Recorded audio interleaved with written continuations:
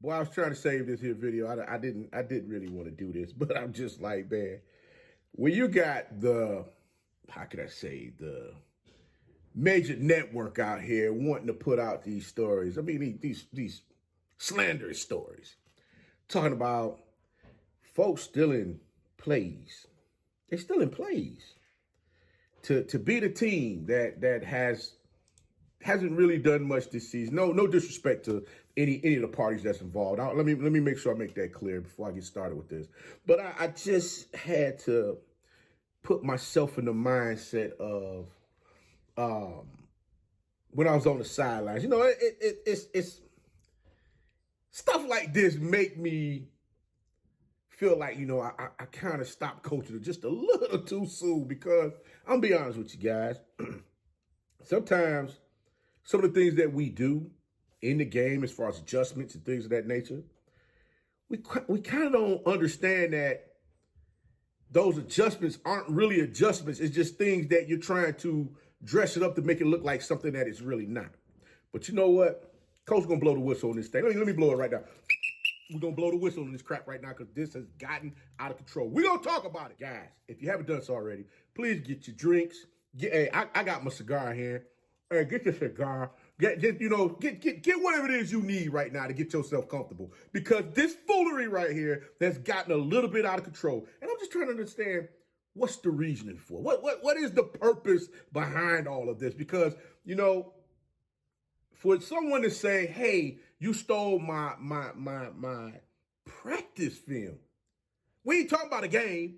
We're not talking about a game. We're talking about practice film. And then come out, the story states that this was a walk-on player that left the program, that somehow, some way gave somebody or alluded to the fact that someone has his credentials to log in to look at the practice film. Please tell me, what in the hell am I going to get from practice film? I mean, I can see if you said game film, somebody's on the sideline filming y'all while you was playing the damn game. I could see that, but you talking about practice. I mean, how many times during practice you see somebody muck up the daggone play and coach got to stand up to they got to blow the damn whistle to stop the play to start it all over again because they screwed up the damn play. You didn't run it right. You didn't get that block right. You didn't pull, the lineman didn't pull accordingly. Matter of fact, you didn't get up to the second damn level to block the linebacker like you should have. Or better yet, somebody didn't run a route in the manner in which they need to run it. But we out here talking about somebody stole practice plays and film. They watch practice film. Man, oh man. Ooh, I got another one loaded for y'all on this one, because I want to save this. I gotta save the flavor with this thing here, because I'm just like, you know, sometimes you just gotta understand, when foolery is in the air, you just gotta, you know, light your cigar and blow it away. Because I mean, it's what can we say with this here? But you know what? I'm sitting here, I'm thinking, you know, I had to give you guys another episode of Blow the Whistle with your host, Coach Walker. I don't think I said that to you guys, but I had to give you another episode of Blow the Whistle with your host, Coach Walker, because this crap just got me trying to really understand exactly what are we doing here, guys? I mean, it seems to me like this is a ever-going story of bull crap that just continues to keep festering. And I'm going to tell you why I call it BS. I call it BS because of the mere fact that last season, if I'm not mistaken, there was a particular coach who stated that a university grabbed a hold of their practice film, in which they got their, how much time I got on this thing here? Am I over 2 minutes here? They got their ass whooped out there on the field. That's what happened to them. They got they got the tar slapped out their behinds out there on the field to this team last season. And all of a sudden, oh, they got our practice field. I went to the folks and told them what was going on. And guess what? They didn't do nothing for me. And you still had a crappy season. You still had a crappy season. I think last year went 4-9, 4-8, some crap like that. But somebody stole your film in which you got pecker smacked out there on the field by that team. Basically, guess what? You didn't have an answer for them. You had no answers for them at all out there on the field. But I get it. We all want to find rhyme. We all want to find rhyme or reason for when we lose in the manner in which we lose, because there's no way in the world a team can come out there and undress us like that. I mean, what are we talking about? What are we talking about out there on the field? I mean, it's just, guys, at some point in time, you gotta understand the foolery and say, you know what, really? So now we're gonna mimic garbage that's being done somewhere else. I mean, matter of fact, if we're gonna talk about hypotheticals, let's get to a couple of hypotheticals here. We had a hypothetical last year in college football. There was some jewelry that was stolen during the game. We never heard who these individuals were that did this dastardly deed. We didn't hear anything about that. It was real quiet. It's quiet. There was nothing to talk about. I mean, who in the world would be that damn ignorant to want to go take somebody else's stuff from them and act like it's okay? But I mean, let's be real here, okay? Let's be honest. Let's be honest with this thing here. Let's be real here. In this game last year, when these folks was talking about somebody had their logged into their practice film, they got their tails whooped 42-6. Whoa. This seemed a little similar to the 41-3 butt whooping the University of Arkansas Pine Bluff took, right? Uh-oh. Coach, shut up, coach. My bad. Hey, look, dog, look. Hey, look, listen to me. Let me look at this right quick. I want to see this right quick. Now, when I look at these stats, right, this was one. Listen, when your quarterback gets sacked 7 times in a game, what are we talking about? I mean, do you really think you're gonna get off like that? I don't think so. And then you got the other quarterback throwing the ball all over the field. I mean, come on, man. Knox, hey, Knox, you know it's BS too, don't you, Knox? Do it again. I know, hey, tell him again, Knox, it's BS. That's right. Even my dog know this some crap. That's what I'm saying. Come on, man. Y'all, listen, it's Sunday. I'm going to have some fun with this because this don't make no sense. Please tell me what sense does this make for us to sit here and talk about. Listen, I done rambled on for 7 minutes already to talk about daggone a team that lost last year to somebody 41-6. And they couldn't move the damn ball down the field. Quarterback got sacked 7 times. Matter of fact, he threw the ball 33 times for 23 yards for 159 yards and had 1 touchdown. And he missed the extra freaking point. Lord, help me, Jesus. But we're going to talk about this Jack State thing here. I'm just, I'm lining this up, guys. I'm just lining this up. I ain't going to hold you long, but I'll make sure I get to the point, and the point is strong so you can understand where coach is coming from. But hey, listen. Look. Listen. I'm just trying to understand here. I'm just pulling up numbers here. Because I just want to understand exactly where are we with all of this foolery here. Hold on, let me pull this thing up here. Because I gotta make sure I got my numbers in front of me. Hey, y'all not going to talk about Jack State having Alcorn State playbook. They slapped them 48-10. You want to talk about that? Oh, that video's coming too. Don't worry about it. That show's coming as well. Don't worry about it. Coach been a little behind, but coach is catching up with this thing. I mean, the SWAC is investigating, looking into stolen practice film. And it's reported by ESPN. Bro, you must be really salty. You ain't got nothing to talk about. Or you trying to find a way to mask the BS of what's going on here, which is nobody want to give TC Taylor his credit on having his team running in the manner in which they're running. No one expected this team to be out here playing like this season. Let's be real with it. Let's call this crap what it is. Because the last time everybody talked about Jackson State, the manner in which they talked about them, they was talking about how, Deion Sanders took all the players to Colorado, and look at what Colorado's doing. Guess what? They won't be playing for no Big 12 championship this year, but we do know a team that's going to be playing for the championship in the SWAC, don't we? And it's Jackson State, right? Right. So now, where are we going with this thing here? Oh, we got to find a way to derail. We got to derail this train here. This train can't go in the manner which it's going. Even though some people say, hey, whoever they play, if they play South Carolina over there, they might not have a real chance. That's the word going out with a lot of folks right now. But looking at what Coach TC Taylor has been able to do with this team, along with that coaching staff, guess what? They understand the damn mission.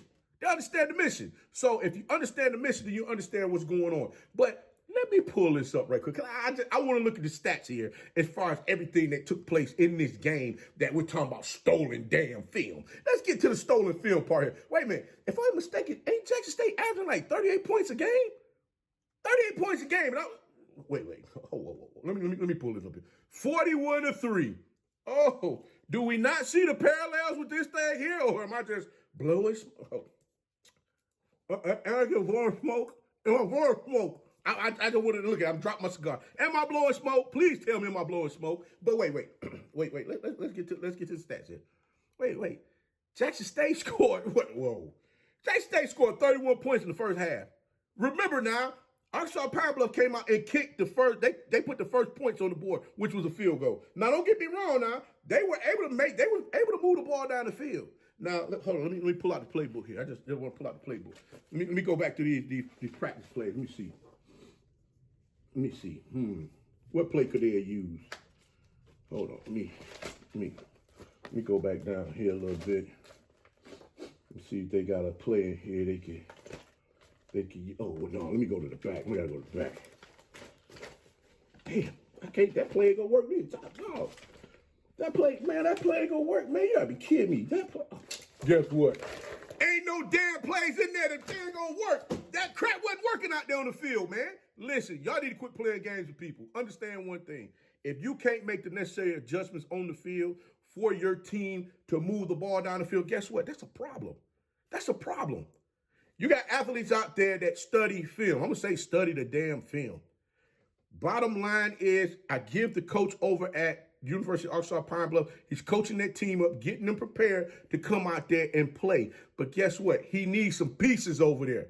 When you got your number one piece that was on defense lead to go to Alabama State. You got a receiver over there that can catch the ball a ton, but then when you got Jackson State making the necessary adjustments on defense, on the back end of the defense, making sure that guy doesn't come free where they can throw the ball up and down the field to him. What are we talking about? What are you going to do with your interior offensive line where you got Jackson State coming up the field, getting after your quarterback damn near every time he decides he want to drop back in the game and throw the ball? I mean, guys, there's certain things that you have to look at in this situation and just be honest with yourself. Your quarterback was sacked 4 times in the game.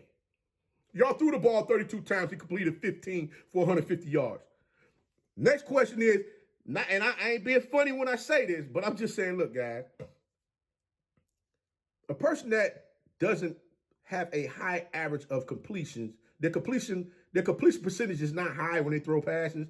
They can hit the side of a barn multiple times in a game in which you have yourself positioned to do some things that would put you there, have you within striking distance to possibly win a game. And in this instance, when your quarterback is the number one damn rusher on the team, what are we talking about, guys? Practice film. What were they going to do anything different out there on the field that was going to allow them to get up the field and handle business against Jackson State? This is sad, man, to see this happening. But I understand the reason why it's going on. And it's cool. Don't sweat it, because guess what? When it all comes to pass, and I'm sure from what I'm hearing that this whole situation has been resolved, or better yet, they kicked it to the curb and they're not even moving forward with this anymore. I'm just like, look, guys, we all want to see somebody go down. We all want to see somebody, we want to see a train wreck of some sorts happening in the game. And I get it. I understand where people are coming from. But damn, we already got divide in the world. We got divide with the universities, the different sports institutions as far as with FBS, FCS, one AA, some crap like that. And the bottom line is, guess what? They make more money with division. The money is there for division. So why not create a divide? But at the same time, the divide that's being created is people wanting to shit on something that they really don't understand anyway. But it's cool. It's understood. It's understood. Hey, take it how you want to take it. At the end of the day, it comes a point in time where if we're playing football, it's like a chess game. You have to be able to make the necessary moves. If somebody make a move to stop what you're thinking, what you're looking to do on that board, you got to have a backup to a backup to a backup move. And if you don't understand that, then guess what? Put your whistle down. Put your whistle down. Because at the end of the day, to say that a walk-on athlete gave, wait, let me go, where is this at again? A walk-on athlete gave Jackson State the information to go check out their damn practice film. That is retarded. And then my next question is, if the athlete was a walk-on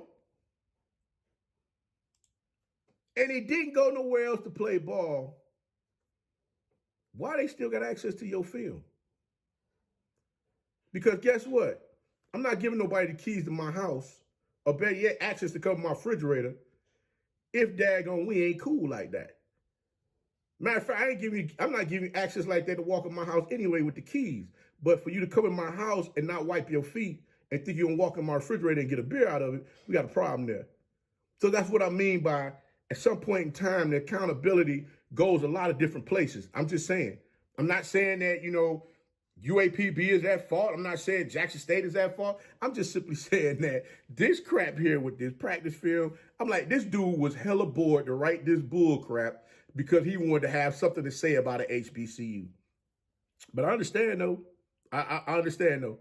The allegations came, what did he say? The allegations came to light October 31st, 2 days before Jackson State 41-3 win. A UAPB player informed the coaching staff he was told by a Jackson State player that Tigers defensive players were in Jackson State T facility watching practice film of UAPB from that week, source told ESPN. Guess what? If this ain't the same bullshit that went on with Colorado and Oregon last year, I don't know what to tell you. But you know what?